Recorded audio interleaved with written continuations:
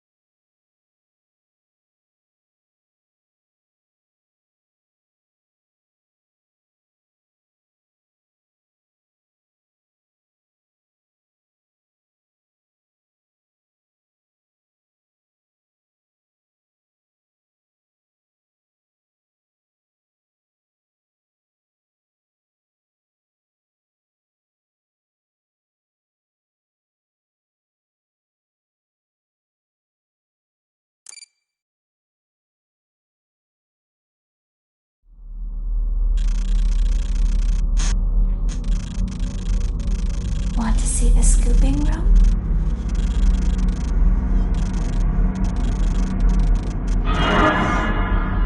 It feels like my birthday. Did you have a gift for me?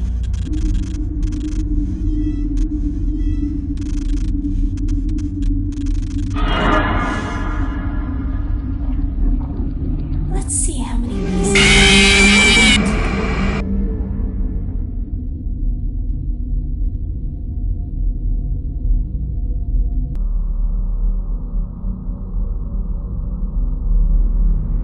Where are you?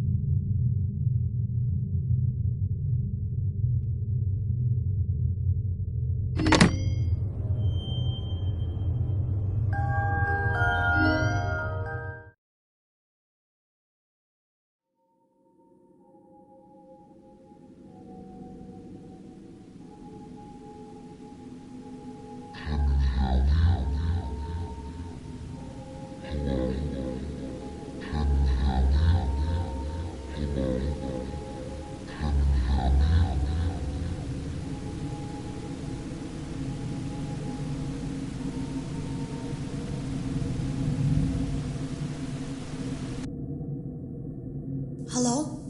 Can you hear me? Don't exit this room, okay? This isn't a mistake. This room isn't a mistake. I had to hide these logs away from the core gameplay files in a place that only a beta tester would look and in a place where the files could be protected. I just really hope that the next development team finds this before the game is released to the public. This game has some kind of malicious code in it that we haven't been able to fully contain or even understand for that matter. We're over budget and out of time. But that's not the reason that we're shutting down. Listen, I have to keep this short so the file size will be small enough to fly under the radar. There are more. They may not be in order.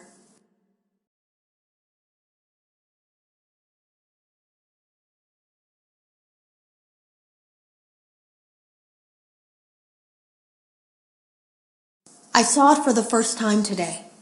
There was a character I couldn't make out who it was, standing at the end of the hall. I thought it was just bugged out, so I made a note of it and kept playing.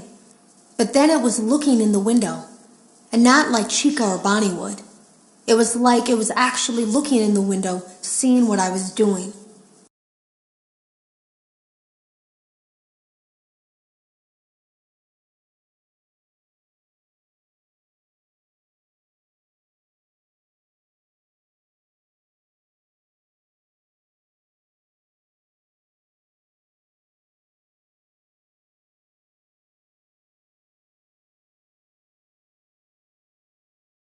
I heard a pretty heated conversation this morning between Dale, our manager, and someone else on the line.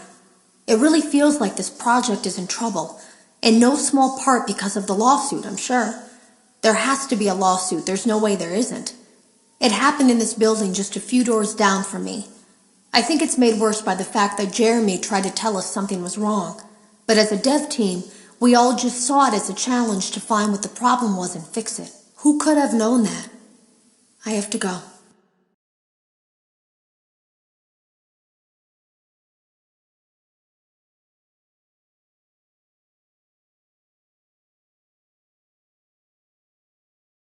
Have you ever heard of a guillotine paper slicer?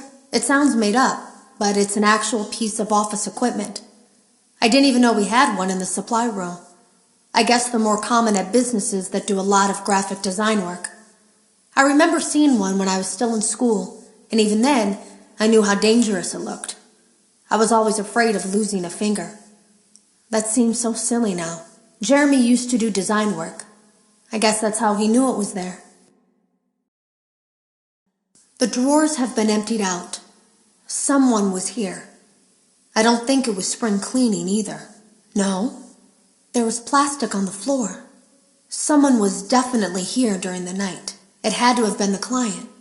I mean, they sent us that stuff in the first place with no explanation, told us to scan it, said it would expedite the process so we wouldn't need to program any pathfinding ourselves. It was a budget thing, I guess. It was just junk. Circuit boards and things like that. Looked pretty old. Somehow, though, there was usable code on some of it. It seemed to take hold by itself. Things started changing. But then, he started appearing. At least that's what Jeremy said. I came in early that morning. No one else was there. At least that's what I thought. The supply room was lit. I didn't even notice Jeremy standing in the testing room as I walked past. The supply room was so bright, glowing from all the way down the hall.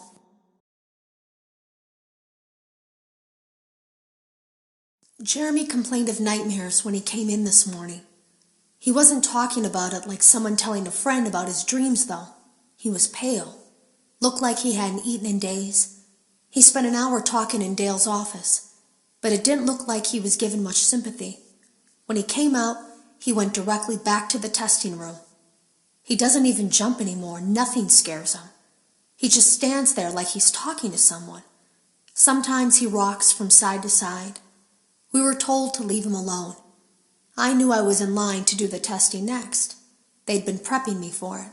I guess they knew that Jeremy would need to be replaced soon.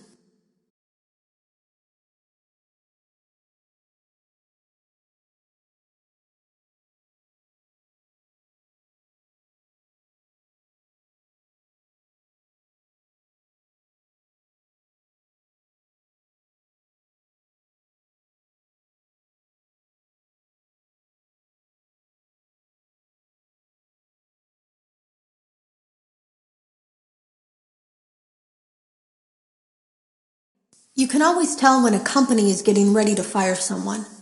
They start giving out written warnings for silly things, making sure to build a paper trail and make a case for a firing.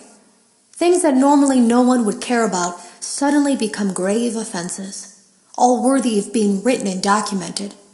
I guess it works two ways, because it also encourages a person to quit rather than be scrutinized so heavily. I think Jeremy was too far gone to consider that option, though. The thing about it is that I don't think they were going to fire him because of anything he was doing wrong. They just knew he'd seen something. They needed to discredit him.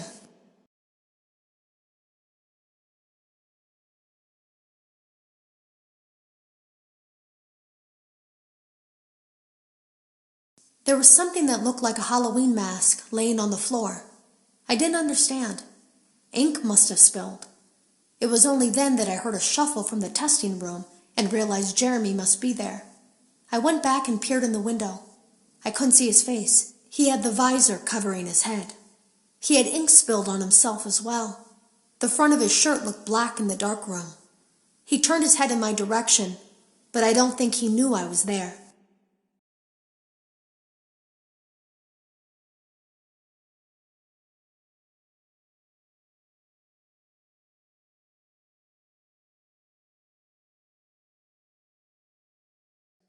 I was told I had 3 days to finish Jeremy's work, but I know it's just passing the time.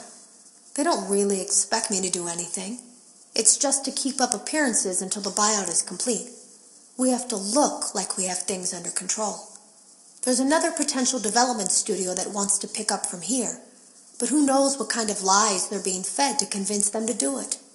Against my better judgment, I'm going to do my best to see what's here, make notes of it, and try to isolate where this thing is hiding. At least then the next person that tests this will have a chance of getting rid of it.